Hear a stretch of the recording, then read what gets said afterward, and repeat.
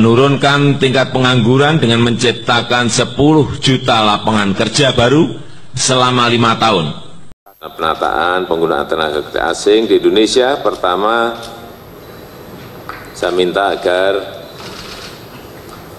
proses perizinannya tidak berbelit-belit. Ini penting sekali. Seneng dong lihat Gibran. Ya, tiap hari kerja terus. Insya Allah akan terbuka 19 juta lapangan pekerjaan untuk generasi muda dan kaum perempuan.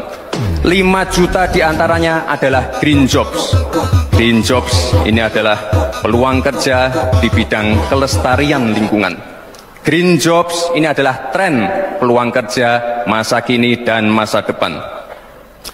Untuk mendorong kesejahteraan petani, akan kita dorong terus ketersediaan pupuk dan bibit yang mudah dan murah. Untuk menjaga stabilitas harga pangan, akan kita optimalkan peran dari TPID, ID Food, Bulog, dan Badan Pangan. Untuk meningkatkan produktivitas para petani, akan kita dorong terus mekanisasi. Generasi muda akan kita dorong melalui smart farming. Horas, Bali G Academy dari tepian Danau Toba yang indah. Oke, dari tadi video yang tadi kita dengarkan bahwa Gibran dalam debat cawapresnya itu mengatakan bahwa tim TKN-nya itu, ya, Prabowo Gibran akan menciptakan lapangan pekerjaan 19 juta, ya, lapangan pekerjaan dengan 5 juta green jobs, ya, tentang lingkungan lah segala macam, ya. Jadi kalau menurut saya ini agak kontraproduktif, ya, karena di dalam programnya itu ada hilirisasi tambang dan segala macam, ya, yang merusak hutan, ya, merusak alam, ya, walaupun dengan diistilahkan hilirisasi, ya, tambang intinya ya merusak alam, intinya ya ekonomi Indonesia semakin bergantung kepada sumber daya alam, bukan pada sumber daya manusia. Yang seharusnya kalau kita ingin menjadi negara maju, ya ekonomi kita harusnya lebih menitik beratkan pada sumber daya manusia. Ya, investasi terhadap sumber daya manusia. Nah, sumber daya manusia yang tinggi inilah yang akan menghasilkan devisa. Tetapi ini, ya, Prabowo Subianto dan Gibran malah menitik beratkan kepada hilirisasi tambang. Kalau tambang habis, apa yang dihilirisasi? Cari lagi tambang lain, ya, hutan lain. Itu saja seterusnya, sehingga rusak Indonesia ini menjadi padang pasir, padang ilalang yang sudah rusak. Kalau nggak untuk sawit, tambang, ya. Jadi saya bingung, kita itu mengalami kemunduran di dalam penyelesaian solusi tenaga kerja di Indonesia. Ya, selalu kembali, masa kita kembali lagi menitik beratkan pada sumber daya alam yang bakal habis. Terus apalah yang kita tinggalkan pada generasi penerus 10, 50, 1000 keturunan berikutnya? Mereka nggak dapat jatah dong sumber daya alam itu, karena sudah dihabiskan oleh rejim-rejim ini, ya. Udah gitu juga, ya, Gibran ini merupakan, kalau menurut persepsi saya, adalah produk dari cacat politik, ya. Bagaimana, ya, undang-undang Pilpres diubah oleh paman Anwar Usman Anwar, ya. Ya, Anwar Usman, yang dia di sidang etik oleh MKMK, Majelis Kehormatan Mahkamah Konstitusi, dan melakukan pelanggaran berat. Tetapi hasil keputusan dari pelanggaran berat tersebut tidak cacat. Herannya hukum di Indonesia ini, begitu, ya.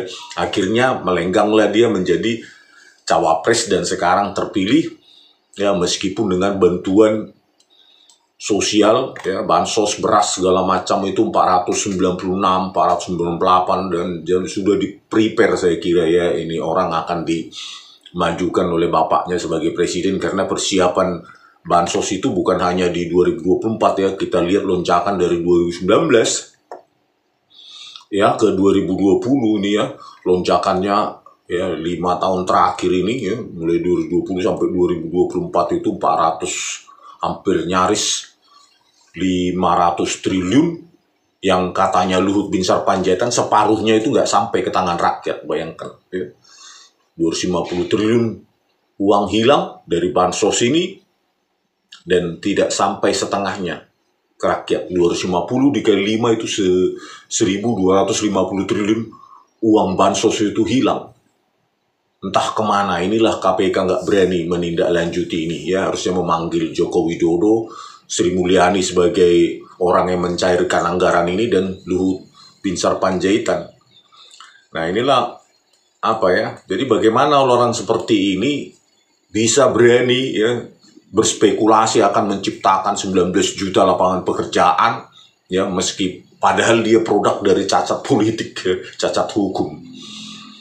Ya, dan di sini juga ya didapati menjelang Pilpres 2024 yang dibahas adalah ada peningkatan terkait bansos beras ke 22 juta orang jelang Pilpres. 22 juta orang peningkatan bansos beras, sampai kita kewalahan saat itu ya, karena peningkatan bansos beras ini kita sempat mengalami ya harga beras sampai 2-3 kali lipat. Itulah perbuatannya elit-elit apa ini ya, Joko Widodo, Luhut, dan siapa ini, Sri Mulyani, dan itu tidak ditindaklanjuti. Oke, kembali ke masalah apa ya, ini historinya singkat ya orang ini. Terus kembali ke masalah statement yang menurut saya sangat gegabah, prematur, dan terlalu overconfident ya. 19 juta lapangan pekerjaan dengan 5 juta green jobs ya. Artinya pekerjaan-pekerjaan untuk melestarikan lingkungan dan lain-lain. Tetapi berikutnya dia di Asta Cita ya, itu ada hilirisasi tambang. Tambang kan merusak. Apa? Terus setelah dirusak diciptakan pekerjaan untuk mengembalikan itu, mungkin itu ya apanya ya. Kan itu saling kontraproduktif ya. Menciptakan 5 juta green jobs tapi dia berbasis hilirisasi tambang yang merusak alam. Ya, bakal habis, dan tidak ada ya, tidak ada satupun negara di dunia ini bakal maju atau pernah maju jika mengandalkan pada tambang, karena tambang itu habis. Inilah menurut saya sangat sedih gitu ya, visi misi dari presiden terpilih ini kok berbasis tambang, hilirisasi tambang. Itu kan uang instan dan bakal habis juga alam itu. Yang tidak bakal habis adalah sumber daya manusia, brain. Ciptakan SDM yang unggul, science and teknologi gitu. Ini enggak ya. Bagaimana dia berpikir sains dan teknologi kalau produk dari bansos beras ya. Ya. Oke, kita lihat ya tingkat pengangguran di Indonesia ya, ini 2014 sampai 2024 ya, dari Joko Widodo memerintah 2014 itu 7,14 juta. Jangan salah, ini bukan pengangguran asal pengangguran. Ini artinya datanya adalah data dengan tingkat pengangguran terbuka. Jadi benar-benar 0 jam nggak kerja gitu ya. 7,14 juta, tetapi di akhir periode dia 2024 itu 7,19 juta. Ini tingkat pengangguran terbuka, benar-benar 0 jam nggak kerja. 7,19 juta. Jadi naiknya tidak signifikan, tetapi di sini bisa kita lihat ya dari grafik ini bahwa Joko Widodo tidak ada apapun perubahan ya. 10 tahun pemerintahannya dia tidak mengurangi sedikit pun tingkat pengangguran terbuka itu, malah naik ya sekitar 0,05 juta atau 50.000 orang tingkat pengangguran terbuka. Jadi jangan bilang oh sedikit ya 7,19 juta orang nganggur. Bukan, itu yang benar-benar pengangguran. Jadi mereka ya, pemerintah ini terbiasa membilang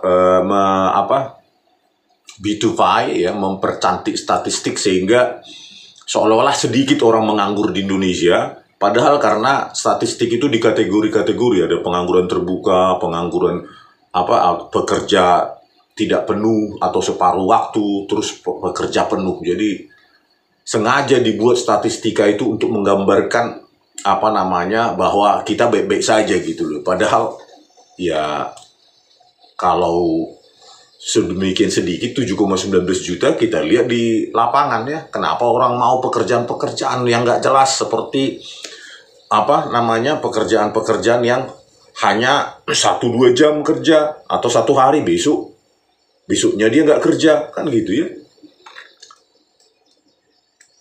Terus inilah datanya tadi ya, 7,19 juta, inilah 4,91%.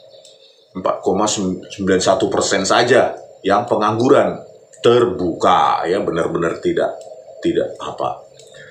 Nah, kalau kita lihat di sini parahnya ya, pekerja penuh yang dalam 1 minggu itu bekerja lebih dari 35 jam itu 98,45 juta.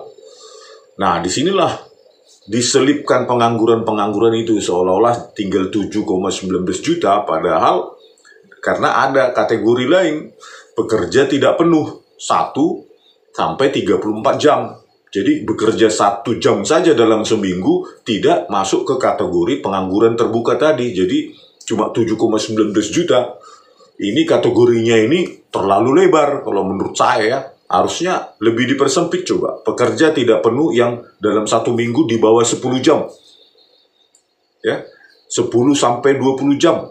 Ya, terus 20 sampai 35 jam seminggu, kan gitu ya, biar kita lihat ya. Jadi kalau di sini ya kita lihat ya, dari pengangguran yang terselubung ini ya, kalau menurut saya sih pekerja tidak penuh ini termasuk kategori pengangguran terselubung. Artinya bagaimana kalau 10 jam aja misalnya dia bekerja dalam seminggu, apa bisa dia menghasilkan uang untuk kebutuhan hidupnya, kan gitu kan. Jadi kalau kita masukkan pekerja tidak penuh ini menjadi pengangguran juga, artinya pengangguran terbuka dan pengangguran terselubung, maka bayangkan itu total pengangguran di Indonesia ada 53 juta orang gitu. 53 juta orang ya. Jadi tantangan Prabowo Subianto sebenarnya ya sangat besar dengan pekerjaan nggak jelas begini, tidak penuh ya. 46,19 juta ditambah pengangguran yang benar-benar pengangguran ya, pengangguran terbuka 7,19 juta, maka ada 53 juta orang yang sekarang butuh pekerjaan yang setidaknya ya 35 jam seminggu gitu loh.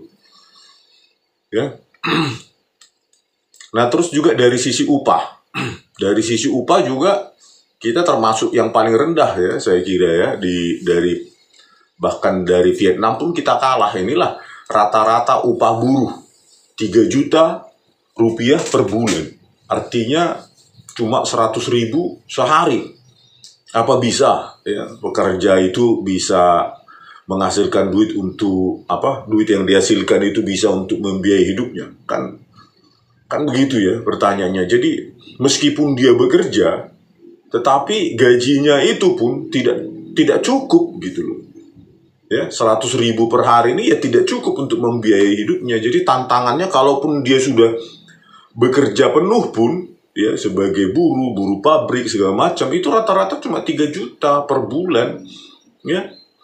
Meskipun dia bekerja penuh pun uang yang dihasilkan pun tidak cukup untuk membiayai 3 juta sebulan ya. Inilah tantangannya. Jadi solusinya kalau cuma hilirisasi tambang, mengandalkan hilirisasi tambang, ya itu solusi solusi yang enteng lah gitu ya, tinggal cari tambang, smelter ya, terus diolah, selesai gitu. Cari lagi tambang lain, rusak lagi. Sekarang Papua lagi disorot ya, banyak tambang di sana. Jadi solusi instan dan tidak bertahan lama karena bukan berbasis SDM tetapi berbasis sumber daya alam yang bakal habis. Kita kecewa ya mendengarkan hilirisasi seolah-olah tambang itu selalu ada di Indonesia, ini nggak bakal habis ya. Terutama mulutnya Binsar Panjaitan itu, Luhut Binsar Panjaitan, hilirisasi, solusinya adalah hilirisasi. Ya. Padahal waktu SD aja kita diajarkan itu adalah sumber daya yang tak terbarukan gitu loh. Sumber daya alam itu bakal habis. Terus kalau sudah kalian habiskan, sisa apa? Alam yang rusak. Parah. Nah inilah zaman presiden demi presiden ya, mulai dari Soeharto sampai Joko Widodo, itulah ya, tambang diberikan terus izin tambang itu, kecuali Abdurrahman Wahid ya, Gus Dur. Kalau B.J. Habibie sangat sedikit ya, cuma 5.000 hektar lahan hutan dikonversi menjadi tambang. Yang paling sadis adalah Soeharto 9,8 juta hektar, terus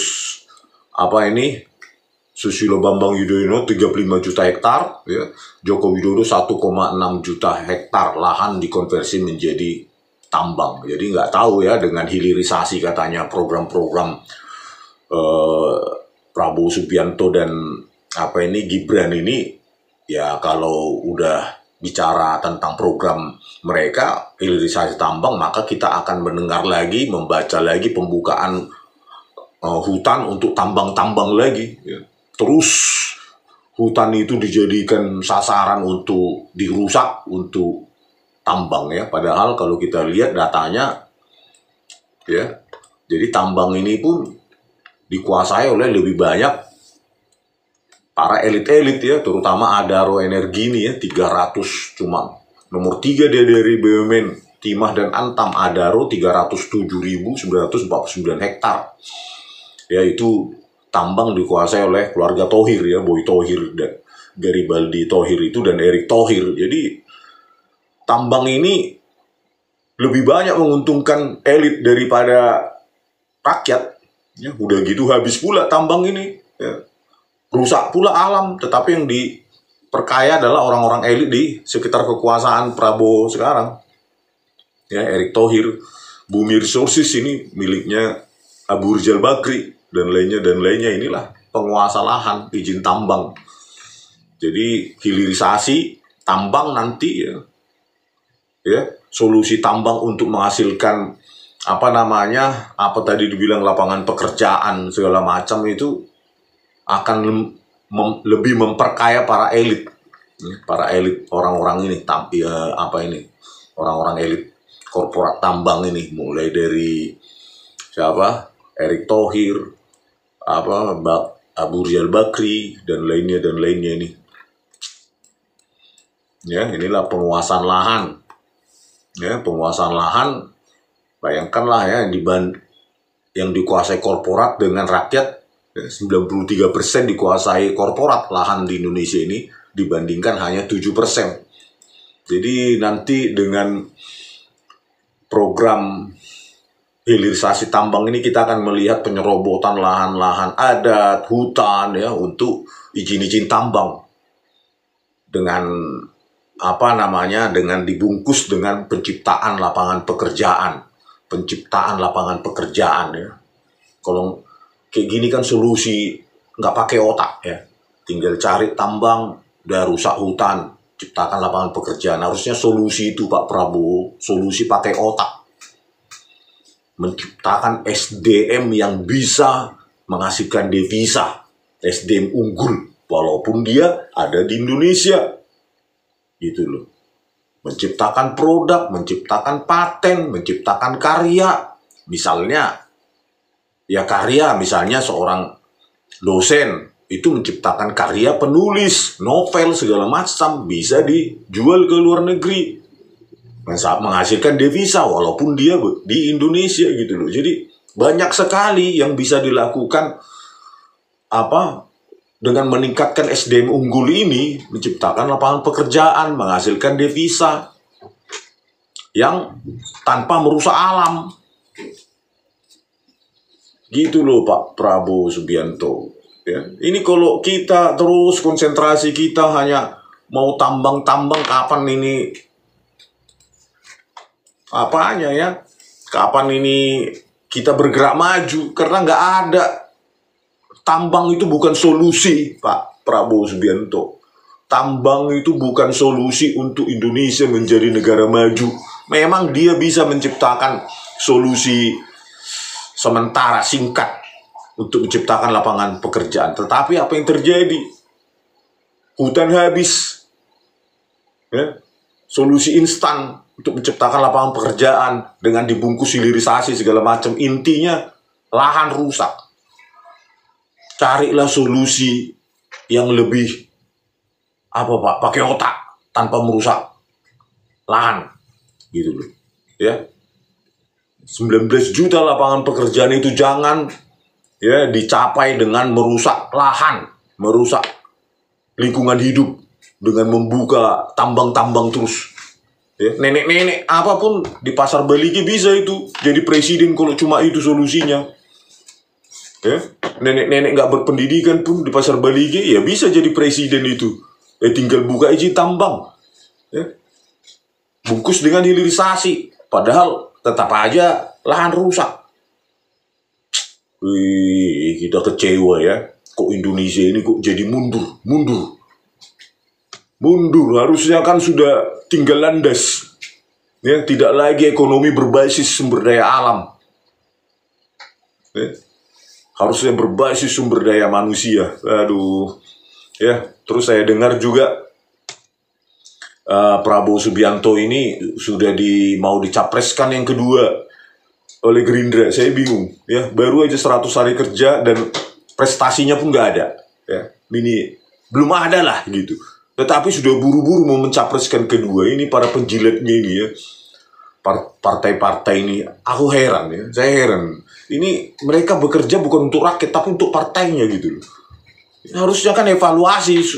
Prabowo Subianto dulu minimum 3 tahun pertama ini baru dia dicapreskan ke 2029. Ini belum ada hasil. Ya. Yang ada apa sekarang? Penegakan hukum pun tetap hancur. Ya.